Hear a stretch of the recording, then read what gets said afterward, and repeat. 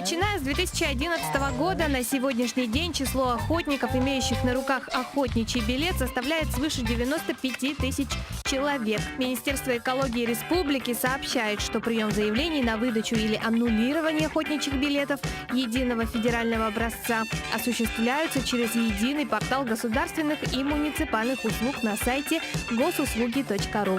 Заявитель должен обязательно подать заявление через портал государственной услуги в электронном виде. Это он может подать через свой собственный мобильный телефон или через любой компьютер. Также заявления могут подаваться через многофункциональный центр «Мои документы». Также заявитель подходит к специалистам многофункционального центра, заполняет заявление в бумажном виде, и курьер с многофункционального центра уже передает это заявление нам. Те охотники, которые еще не зарегистрированы на портале госуслуг, могут обратиться в департамент.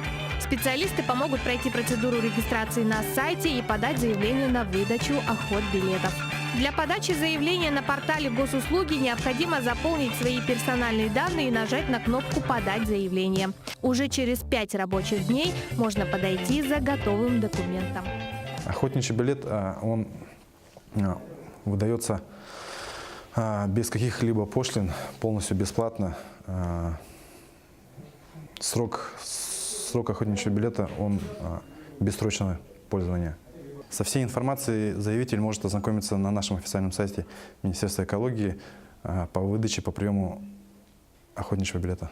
Выдача охотничьего билета производится во всех территориальных подразделениях министерства. Необходимо отметить, что билет является единым федеральным образцом бессрочного действия и без оплаты ежегодных взносов.